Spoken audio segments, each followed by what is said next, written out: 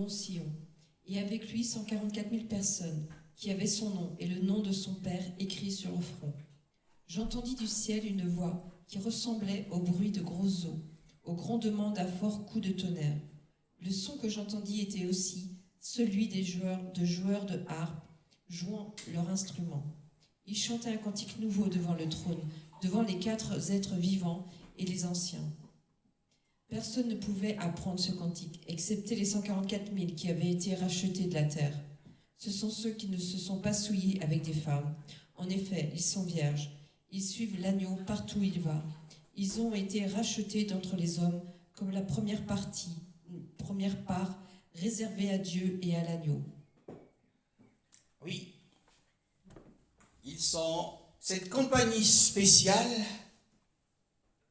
au nombre de 144 000, un nombre exact, 144 000, dans Apocalypse 14, versets 1 à 4, les passages qui nous concernent ce matin. Eh bien, cette compagnie, la Bible nous dit qu'ils ont sur leur front le nom du Père et celui du Fils. Et nous comprenons par là qu'ils sont les disciples du Seigneur, que ce sont les enfants de Dieu, car il leur a été, à tous ceux qui l'ont reçu, il leur a été donné le pouvoir de devenir enfants de Dieu. Donc ils ont le nom du Père et ils ont le nom de Yahushua. Et ce qui signifie qu'ils ont une particularité que nous allons découvrir ce matin. Le verset 2 nous dit « Et j'entendis une voix du ciel ». Alors nous l'avons déjà souligné, Jean, en tout cas dans cette partie du livre, il se trouve sur la terre. Car à partir du ciel, à partir de la terre, il entend une voix venant du ciel. Et il explique que cette voix qu'il a entendue venant du ciel ressemblait au bruit des vagues, au bruit des grandes eaux. Lorsqu'il y a une marée haute et que les vagues mugissent, il a entendu comme un grand mugissement des eaux, ce qui paraît assez impressionnant. Et il dit que cette voix était comme des grandes eaux. Alors pour comprendre cela, il nous faut retourner dans l'Apocalypse chapitre 1, verset 15. Ses pieds étaient semblables à du bronze ardent, comme s'ils avaient été embrasés dans une fournaise, et sa voix ressemblait au bruit de grandes eaux. Oui, en parlant, l'apôtre Jean, lorsqu'il décrit le ressuscité, lorsqu'il décrit notre Seigneur, le bienheureux Seigneur, il explique que le timbre de sa voix était comme le bruit, comme le mugissement des eaux pendant la nuit, bien souvent, pour mieux entendre le mugissement des eaux quand nous sommes lotis en bord de mer. Eh bien, c'est souvent la nuit, quand tout est calme, que l'on entend bien le mugissement des grandes eaux. Et il explique que sa voix était semblable à ce bruit-là, à ce bruissement des grandes eaux. Et dans le passage qui nous concerne, on nous explique que la voix, dans 14, verset 2, on nous explique que la voix que Jean a ensuite entendue du ciel était aussi semblable au mugissement des eaux. Donc il y a une identification. Mais c'était la voix de qui? Était-ce la voix du ressuscité qu'il avait vu et entendu au tout début de l'ensemble de ses visions? Eh bien, la Bible nous dit « Et j'entendis une voix du ciel comme le bruit des grandes eaux, et ensuite comme le bruit d'un grand tonnerre. » Donc le grondement du tonnerre, quand il y a de l'orage, on l'entend bien, et c'est aussi effrayant. Et j'entendis une voix des joueurs de tir, de sitar dans ma version, qui citharisent, en fait c'est de la harpe, qui ressemble à du violon, qui citharisent sur leur cithare. Et en réalité, la voix qui était semblable aux grandes eaux, la voix qui produisait un bruit comme celui des grandes eaux, c'était la voix des 144 000, qui sont les joueurs ici. Ce sont ceux qui jouaient à la harpe. Et donc leur voix était la même, ou avec le même timbre, avec la même tonalité que celle du Seigneur. Ils avaient le même type de voix. C'est intéressant. Et on nous dit qu'il avait aussi entendu une voix semblable à un grand tonnerre. Et normalement, quand on joue de la harpe, comme David jouait de la harpe devant le roi Saül, Saül était tourmenté par un esprit mauvais envoyé par le Seigneur, donc permis par le Seigneur, et David jouait de la harpe devant lui, et quand il jouait de la harpe, eh bien ça adoucissait l'esprit de Saül, et l'esprit du mal s'en éloignait. L'onction du Saint-Esprit descendait, et Saül était libéré de l'oppression satanique. Donc, en règle générale, la harpe a un son qui est proche de la douceur.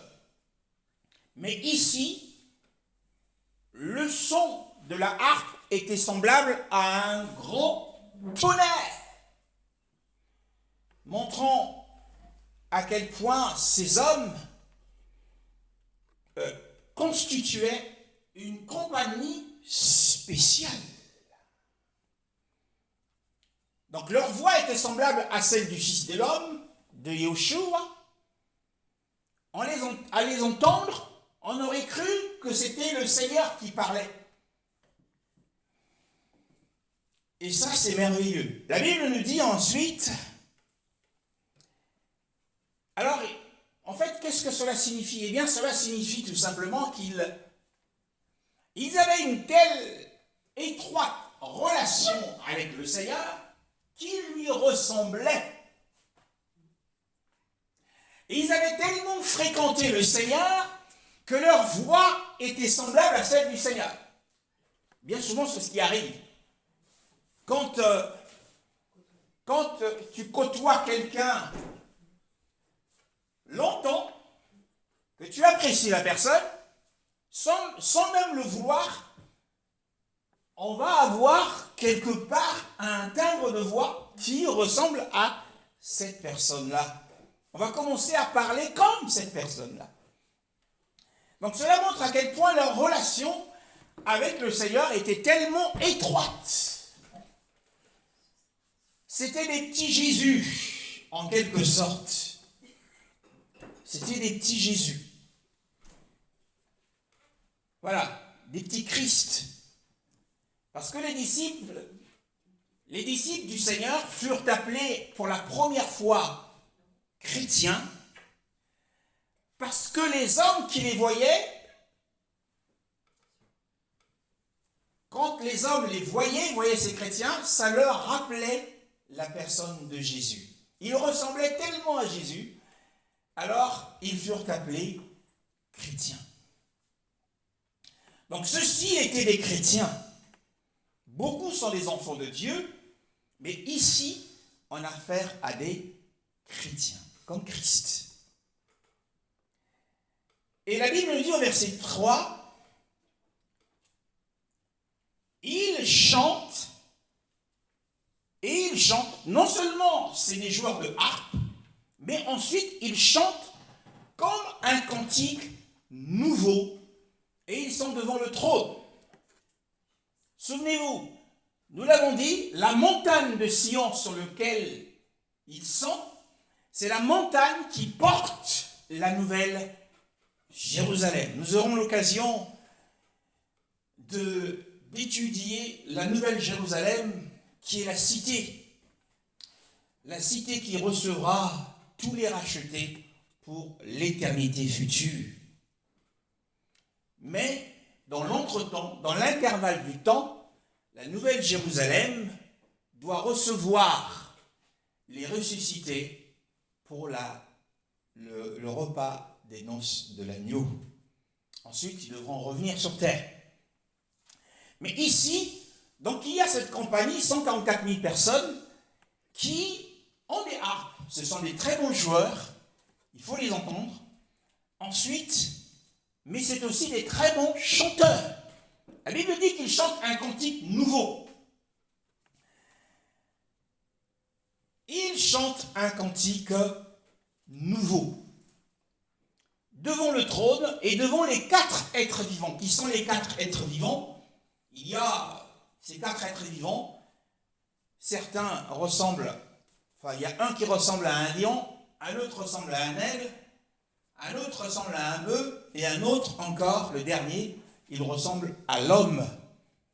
Donc ce sont les représentants des créatures qui seront sauvées sur la terre. Pendant les 1000 ans, pendant le règne des 1000 ans, on retrouvera les aigles, on retrouvera les bœufs, on retrouvera les lions, et on retrouvera aussi l'homme. Même si beaucoup ont dit, eh bien, il représente les facettes du Seigneur. Ici, comme dans les 4 évangiles, Matthieu pour le lion, Marc pour le bœuf en tant que serviteur, Luc pour l'homme et Jean pour l'aigle. Mais ici, ce sont les représentants des créatures sur la terre. Alors, ils se tiennent devant eux, ils chantent pour qui? Eh bien, pour celui qui est assis sur le trône et à l'agneau. Donc, nous avons déjà vu qu'ils étaient sur la montagne, ils étaient avec le Seigneur, et je regardais, voici l'agneau se tenait debout sur la montagne. Donc ici, nous sommes dans une autre image, dans un autre scénario, et là, ils sont devant le trône, et ils chantent pour le Seigneur. Mais il y a aussi les anciens. Il y a 24 anciens. Qui sont ces anciens? Nous les avons aussi dans Apocalypse chapitre 4, au verset 4. Nous le lisons. Du trône se trouvaient 24 trônes, et ces trônes, 24 anciens, étaient assis. Ils étaient habillés de vêtements blancs et portaient des couronnes d'or sur la tête. Oui, ils sont anciens, ils ont des vêtements blancs, et ils sont couronnés. C'est ce que nous disent les Écritures. Et beaucoup ont émis des théories disant que ce sont des anciens de l'Église. Non, ça n'a rien à voir avec l'Église, et l'Église ne sera pas couronnée avant le Seigneur, avant que le Seigneur ne le soit lui-même. Donc, quand on présente l'agneau dans l'Apocalypse ici, on ne le voit pas avec des couronnes, si ce n'est que vers Apocalypse 19, où il est couronné. Mais ici, ce sont bel et bien les gouverneurs, ce sont les gouverneurs de l'univers. Ce sont des anciens, des gouverneurs de l'univers. Ils n'ont rien à voir avec le salut reçu. D'ailleurs, ils ne disent pas qu'ils ont été rachetés, mais si vous lisez leur chant, ils parlent du rachat de l'homme sur la terre, mais pas d'eux. Ils ne sont pas concernés, et leur robe reste blanche. Leurs vêtements restent blancs, et ils n'ont pas besoin du sang. Ce sont des anges, ce sont les dominations, ce sont les autorités qui sont dans les cieux. Mais à cause de la dignité incomparable de notre Seigneur, on les voit plus tard se prosterner et jeter leur couronne devant le Seigneur, qui est jugé seul digne de recevoir l'honneur, la gloire, la puissance, la sagesse et toute la sainteté dont il jouit, toute l'intelligence, toute la grandeur. Retour à Apocalypse chapitre 14, donc ce sont les gouverneurs, les dominations. Et Apocalypse chapitre 14, nous apprenons, ils chantent un cantique nouveau. Que se passerait-il? eh bien, si un cantique nouveau nous est présenté. Lorsqu'un cantique nouveau nous est présenté, la première chose à faire, quand c'est un cantique nouveau, c'est de pouvoir apprendre les paroles.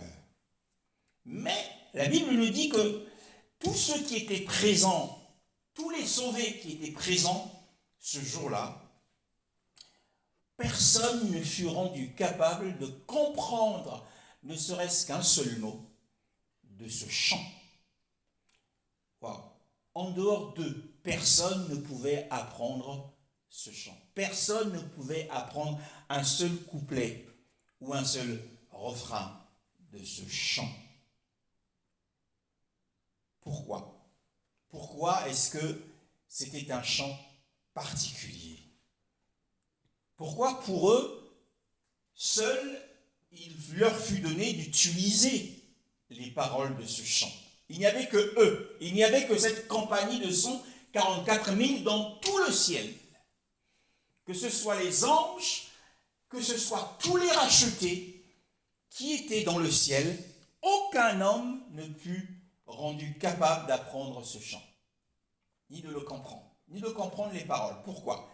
Eh bien, nous allons voir un cas similaire dans Apocalypse chapitre 2, le verset 17.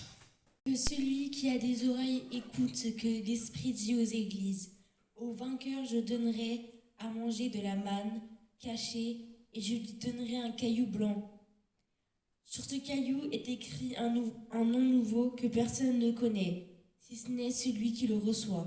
Donc ici, la promesse faite au vainqueur, c'est qu'il le recevra, celui qui aura vaincu, eh bien, toutes les tentations auxquelles cette église était confrontée, l'église de Pergame. Il y avait la doctrine de Balaam, qui est la doctrine de la poursuite de la richesse. Balaam était un prophète qui aimait l'argent. Et ici, la promesse est faite au vainqueur qui lui sera donné un caillou blanc, sur lequel est écrit un nom nouveau, que personne ne serait capable de connaître. Même les anges dans les cieux, personne ne serait capable de connaître ce nom. Il n'y a que celui qui le reçoit et le Seigneur qui le sauront. En fait, c'est un nom donné en récompense, parce qu'on parle de victoire. Donc le vainqueur reçoit un nom de récompense, un nom particulier, une récompense particulière que personne d'autre n'aura. Et donc, si nous retournons dans Apocalypse chapitre 14, le verset 3, nous avons un cas identique. Ici, ceux qui chantent ce cantique nouveau, personne d'autre ne peut l'apprendre. Et comme dit ma fille, c'est dans une langue sans doute inconnue de tous, à part ceux qui le chantent, et le Seigneur qui l'entend et qui reçoit l'adoration de ce chant. Donc nous voyons qu'il y a une particularité. C'était un chant particulier. Là-bas, nous avions une récompense particulière, un caillou blanc, un nom que personne ne peut connaître, et ici, un chant que personne ne peut chanter à part cette compagnie spéciale. Mais pourquoi? Pourquoi cette différence? Pourquoi tous les enfants de Dieu n'ont pas été rendus capables d'entendre et de chanter ce chant? Pourtant, ici, nous sommes quand même dans l'atmosphère de l'éternité où l'ignorance doit être exclue normalement. Mais ici, le Seigneur autorise qu'il y ait une ignorance au ciel, une ignorance des choses de là-bas. Seuls ces hommes peuvent se prévaloir de ce chant. Et j'ai l'impression que la particularité de ce chant fait qu'il soit dans une gloire. Parce qu'en chantant, Dieu siège au milieu des louanges. Donc en chantant, ils sont remplis d'une gloire particulière que les autres dans le ciel n'ont pas. Et pourquoi cela? Eh bien, pourquoi ont-ils une place spéciale devant le trône? Et en plus, ils sont dans le cercle. Ils sont dans le cercle des 24 anciens et des 4 êtres vivants.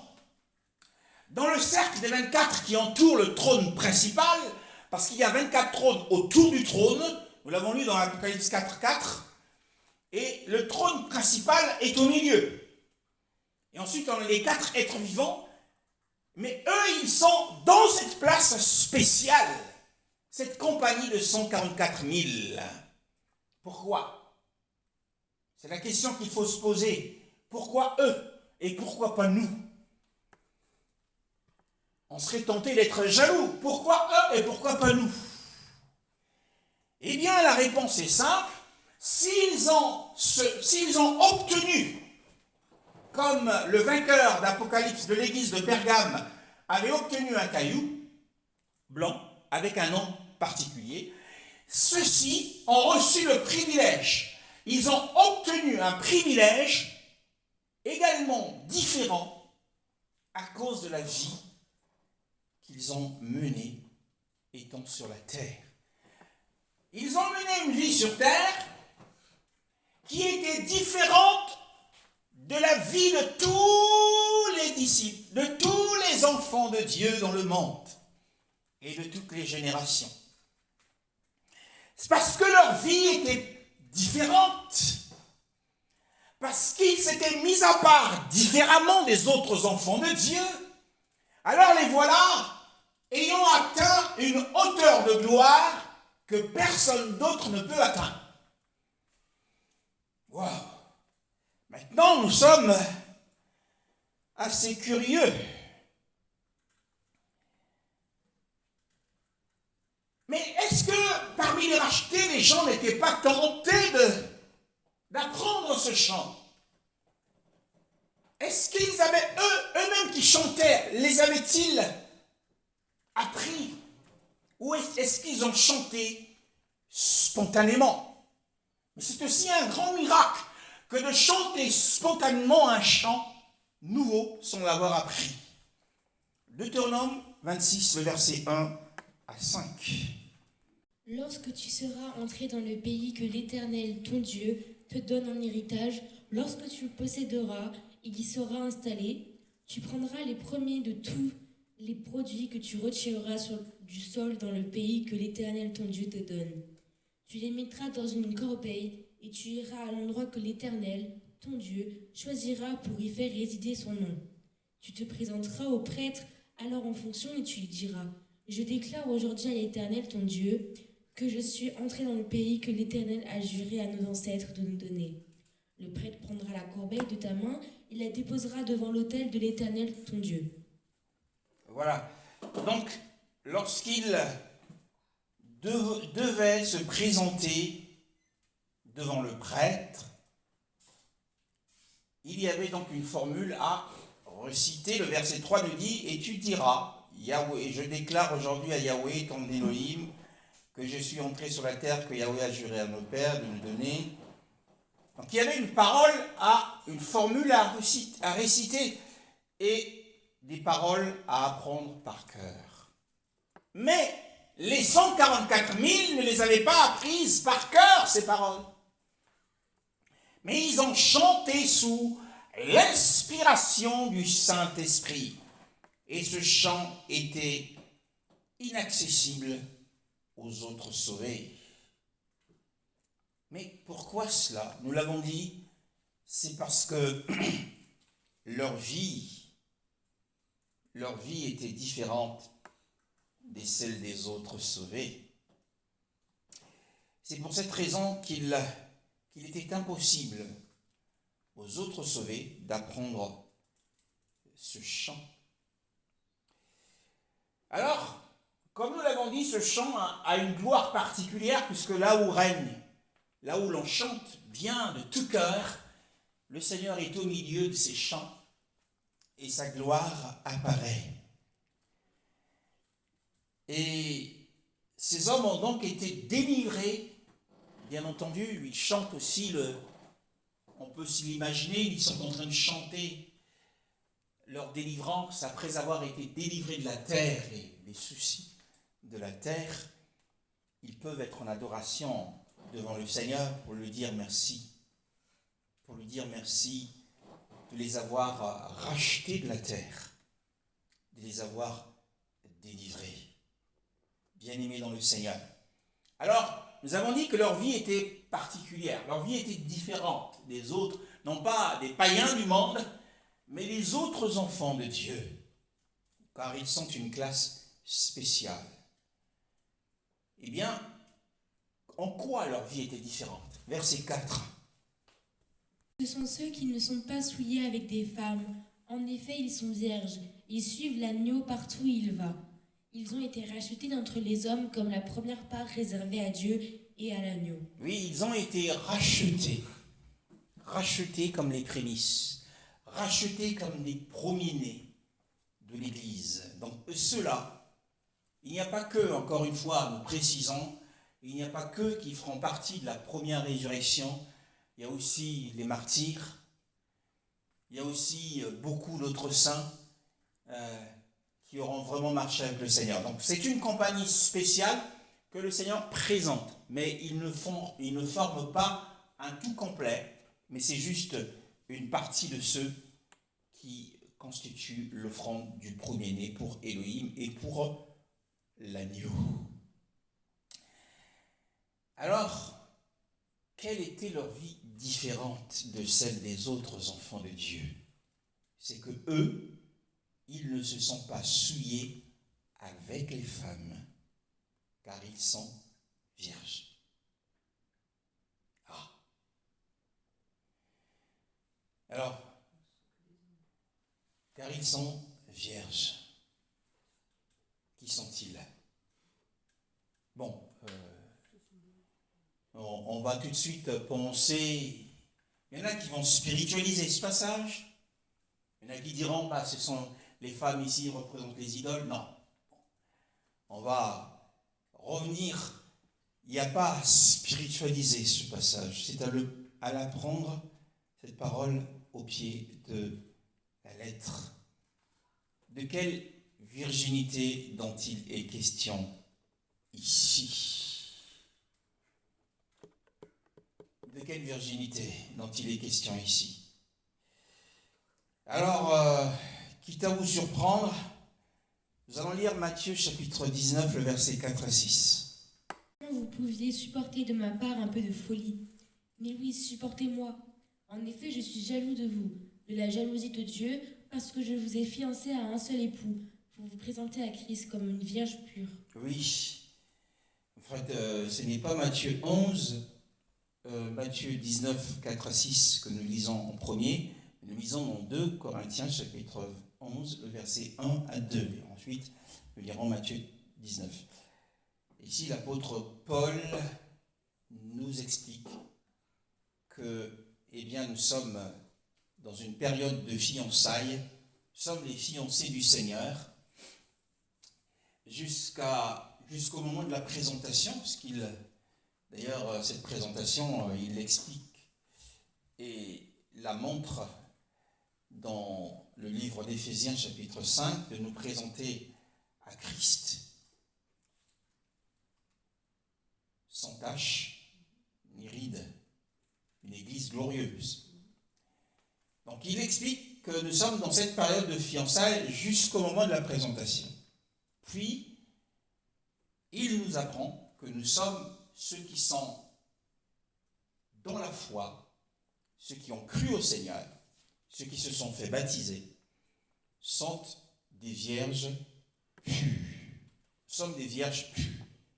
Donc on serait tenté de se dire, ce passage explique et rend clair le passage d'Apocalypse, chapitre 14, le verset 4, que nous avons lu. Maintenant, nous allons évoluer. Cette virginité dont parle Paul, C'est la virginité que nous avons en esprit.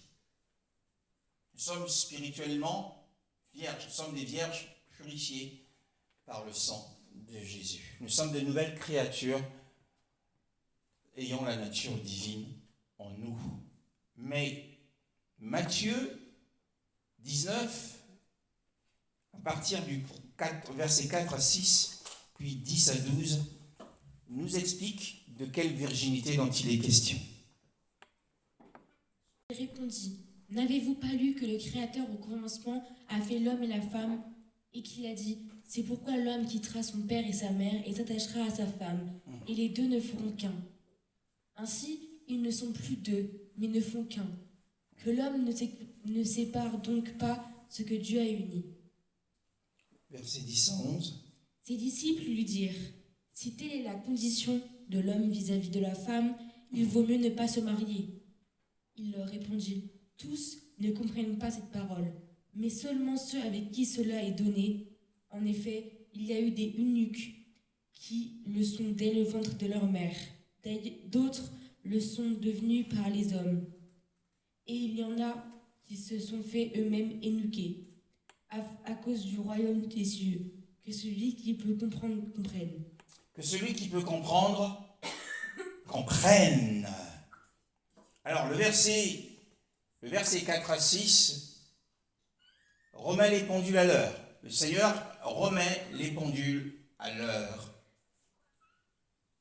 Il remet les pendules à l'heure en nous expliquant qu'au commencement, Dieu créa l'homme et la femme.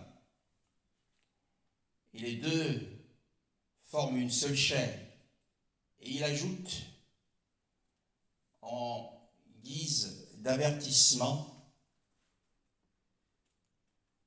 quant aux détracteurs, il avertit l'Église, il avertit les disciples, il avertit les apôtres que l'homme donc ne sépare pas ce que Elohim a mis ensemble sous un joug. Que ce joug, le joug du mariage, ne soit pas brisé par l'homme.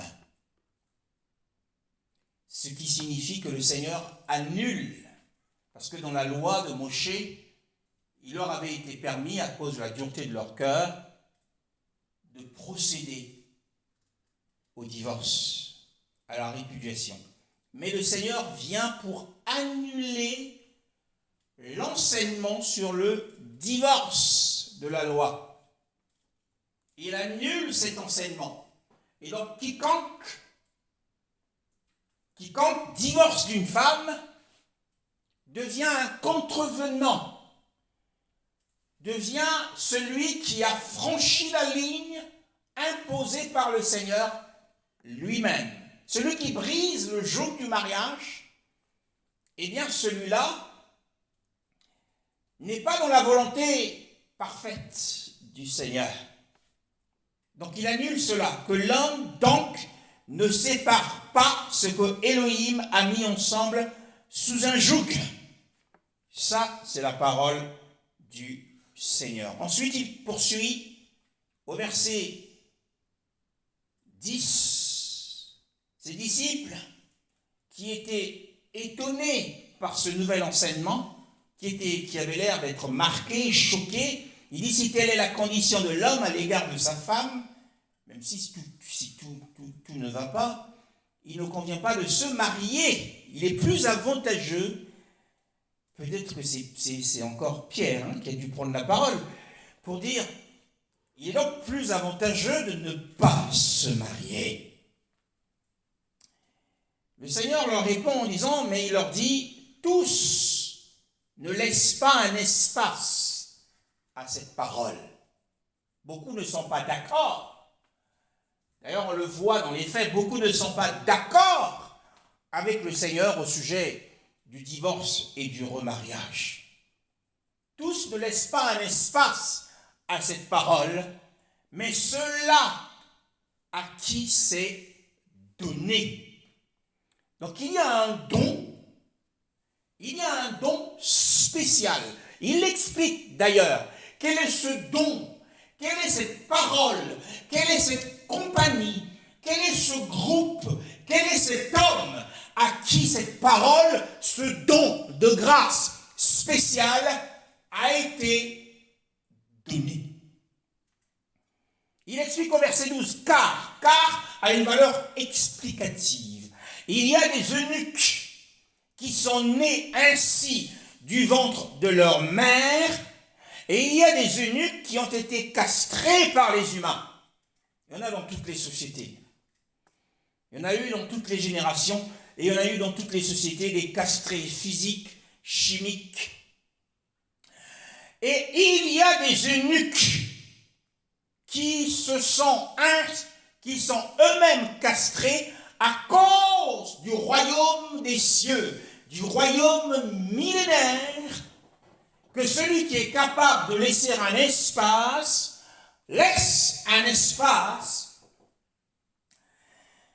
Alors cette capacité, mes frères, cette capacité de pouvoir s'abstenir. Qu'est-ce qu'un eunuque? C'est celui qui a la capacité, qui a reçu du ciel, du Seigneur, la capacité de s'abstenir des liens du mariage tout au long de sa vie. Il le fait pour l'amour du royaume. Voilà la particularité des 144 000. Ils ne se sont jamais, depuis qu'ils sont nés, ils n'ont jamais connu une femme. Alors, certainement les voix vont se lever pour dire, mes frères, est-ce que le mariage est une souillure? Parce qu'il est dit, ils ne se sont jamais souillés avec les femmes. On vous explique. Un homme marié, on va le voir. 2 Corinthiens. Il y a aussi une différence entre la femme mariée et la jeune fille. Celle qui n'est pas mariée se préoccupe des affaires du Seigneur, afin d'être sainte du corps et d'esprit, alors que celle qui est mariée se préoccupe des affaires de ce monde, des moyens de plaire à son mari. Voilà la différence. La femme est la vierge. Celle qui n'est pas mariée s'inquiète des choses du Seigneur. L'apôtre Paul dit, afin d'être sainte. Afin d'être sainte de corps et d'esprit. Tout à l'heure, nous avons dit que Paul nous explique que nous sommes dans une période de fiançailles jusqu'au temps de la présentation de la Vierge pure.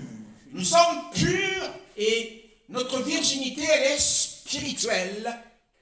Mais Paul reconnaît ici qu'il existe une virginité de l'esprit et une virginité du corps qu'il appelle la sainteté. Afin d'être sainte de corps et d'esprit. Mais celle qui est mariée s'inquiète des choses du monde de la manière dont elle plaira à son mari. Ce qui signifie implicitement que celle qui est mariée n'a pas cette sainteté spécifique dans le corps, parce qu'elle a un homme. Mais celui qui est eunuque a cette sainteté du corps. C'est pourquoi ces hommes-là, dans le ciel, ils ont une gloire spéciale. C'est pourquoi ils sont sur la montagne et ils sont en nombre, en tout petit nombre, parce qu'il est difficile à un homme de vivre en toute constance dans un tel état tout au long de sa vie. À moins d'avoir ce don et de n'avoir jamais connu de femme. Mais pourquoi est-ce que c'est une souillure? Pourquoi c'est une souillure? D'abord, nous disons qu'il ressemblait au Seigneur lui-même, qui ne s'était jamais marié, qui n'avait jamais connu de femme. C'est pourquoi leur voix est semblable à celle du Fils. Ce sont des petits Jésus qui ont vécu sur la terre et dans toutes les générations, leur nombre est de 144 000, un nombre précis, un nombre exact. Et un tout petit nombre, parce qu'il est difficile Le Seigneur le dit, il y en a qui le sont devenus à cause de l'amour du royaume. Ils ressemblent aux anges qui ne se sont jamais mariés. Bien-aimés dans le Seigneur, Luc chapitre 20, le verset 35 à 36. Elles et ceux qui seront jugés dignes de prendre part au monde à venir et à la résurrection ne se marieront pas. Ils ne pourront pas non plus mourir car ils seront semblables aux anges.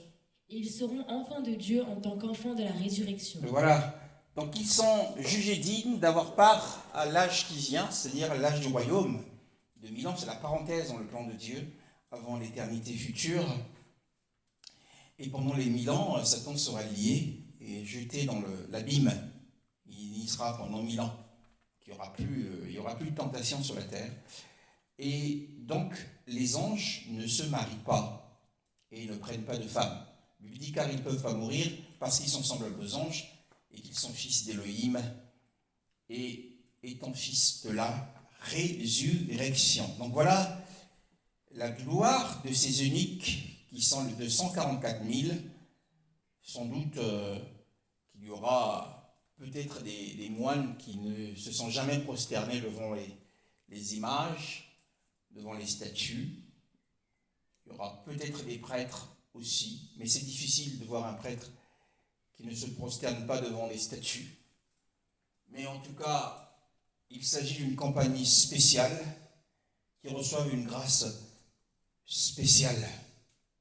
C'est seulement ceux à qui cela est donné, bien-aimés. Ils font partie de l'Église, mais ils ont une vie complètement différente. C'est pour cette raison qu'ils atteignent une telle hauteur et qu'ils sont favorisés par le Seigneur. Maintenant, il y a beaucoup de questions, mais pourquoi la souillure? Pourquoi cette souillure?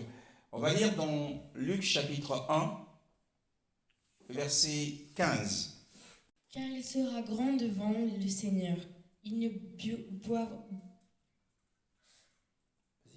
Car il sera grand devant le Seigneur. Il ne boira ni vin, ni boisson alcoolisée. Et il sera rempli de l'Éternel Saint dès le ventre de sa mère. Il sera rempli du Saint-Esprit. De l'Éternel Saint, c'est quelle version? Il sera rempli quoique le Seigneur est saint, il est l'Éternel, il sera rempli du Saint-Esprit dès le ventre de sa mère. Il ne boira jamais de vin. On parle de qui? On parle de Jean-Baptiste, qui était un Nazaréen, donc un mis à part, qui devait s'abstenir de vin et de boissons fortes. Hein? Et donc, en revanche, quant au Seigneur, le verset de Matthieu, toujours Matthieu 11, le verset 18. Matthieu 11, le verset 18. En effet, Jean est venu. Il ne mange pas, il ne boit pas.